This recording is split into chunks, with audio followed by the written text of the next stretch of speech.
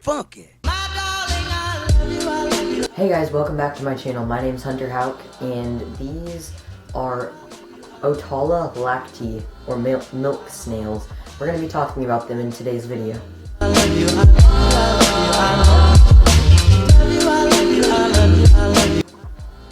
So this video is actually a Bringe deal. We'll talk about that later on.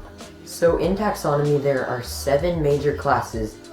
7 major ranks. These are kingdom, phylum, class, order, family, genus, and species. So I have a little clicker because I have notes right here because this is kind of a detailed video. So we're going to be talking about the taxonomic rank first of milk snails, just so we can get a better understanding of exactly what they are before we talk more specifically about them. So what are Otololactete, which is their scientific name, of course. So their kingdom is Animalia, which means they're animals. Their phylum is Mollusca, which means they're mollusks, and we'll actually talk about that more here in a little bit because that's pretty important. Their class is Gastropoda, which means they're gastropods. Their order is, I don't know how to pronounce this very well, Stylomatophora, which means they're air-breathing gastropods. Their family is Helicidae, which is a family of air-breathing land snails.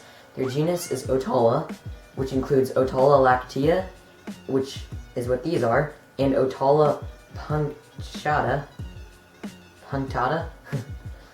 and I'll have a picture of those on the screen.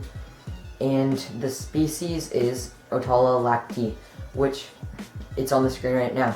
Notice that in a scientific name, which is a binomial nomenclature, which means a 2-word name, there is a capital word, which is the genus, and a lowercase word, which is the species.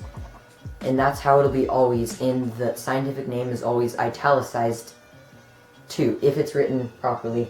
Like on my enclosures, I don't always have the scientific name in italics. Like on theirs, I just have Otala lactee written in normal letters, but in like a scholarly journal article or anything, it would be. These are so cool. They are just walking on each other. I need to spray my hands again.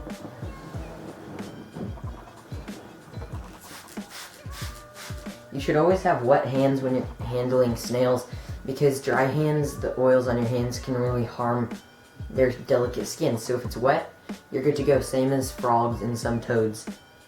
Snails are mollusks. All snails are mollusks. So mollusca, like I said, is their phylum. Mollusks are defined as an invertebrate of a large phylum,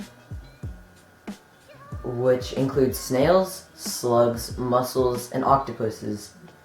They have soft, unsegmented bodies and live in aquatic or damp habitats, and most kinds have an external calcareous shell, which that's the definition on Google, but how I would basically say it is it is a large phylum. There are a lot of species in this phylum, and they have these bodies that are kind of long. They're unsegmented, which they're not like arms, legs, a torso, a head, like that stuff. They're just kind of one big long body, and they are mussels, slugs, snails, and octopuses.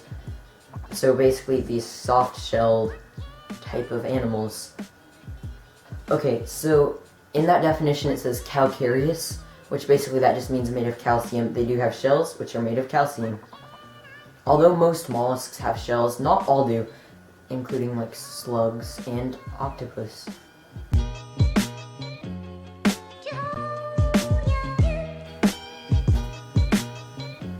Milk snails are herbivores, which means they eat plants. So my snails' favorites are lettuce, spinach, and carrots.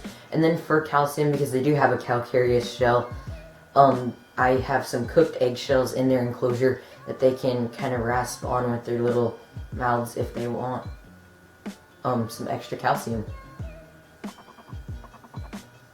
Otololactete are terrestrial snails. There are terrestrial and aquatic snails.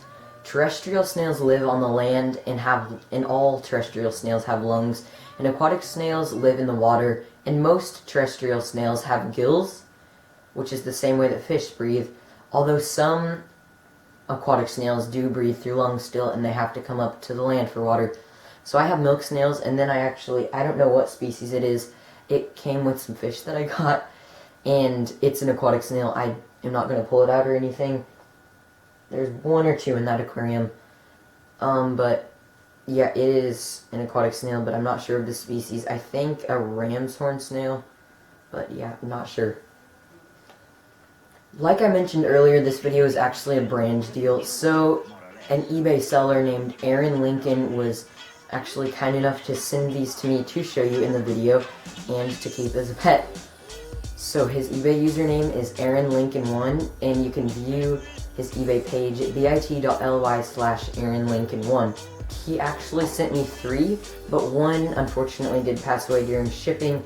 Its shell was kind of messed up when I got it. I'm not sure exactly how that happened, but it unfortunately did. The seller, Aaron Lincoln, he did say that that is an uncommon thing, and he was very, concerned. He's like, that hasn't really happened before.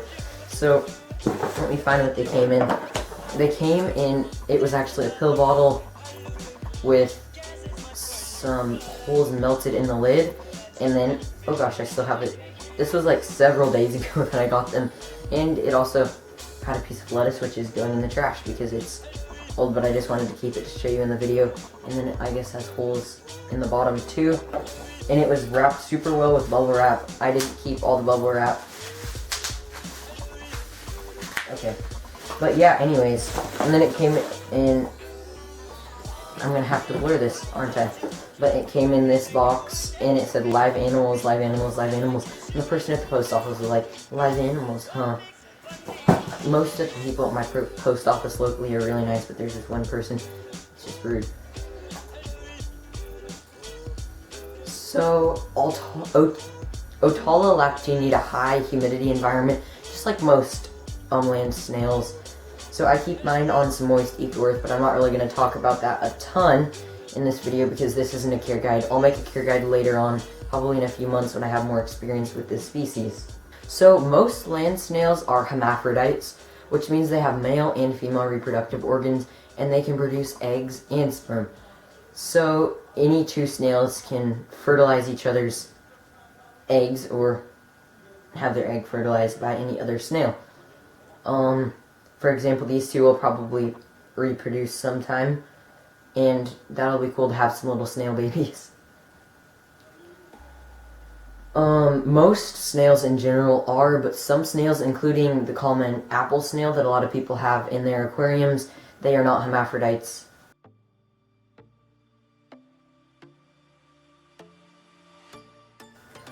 Otala lactee are invasive in some states, which is why you should never release these snails, or any other snails, into the wild. It's illegal, and it can cause a lot of harm to the native ecosystem. So I was really inspired to make this by, I'm sure most of you guys know who Exotic is, but she had a video about giant African land snails, which are unfortunately illegal in the US. But she made a care guide, and she calls it a creature feature, which is basically where she talks about them. And I wish they weren't illegal in the US, but they're such a cool snail. So are Otala lactee. I would definitely recommend that if you're looking for a pet land snail, to definitely check these out because they're super simple to care for. I just make sure that they have food, and I throw away their veggies and then replace them with new ones each day, and then mist their terrarium. So I hope you guys enjoyed this. Please make sure to comment if you would ever have these snails, or if you have these snails, like a tip for someone in the comments who's thinking about getting them. And if you guys like this video, please give it a thumbs up. That really helps more people see the video. And subscribe to my channel if you haven't already. This is really interesting because the smaller one likes to ride around on this one's back.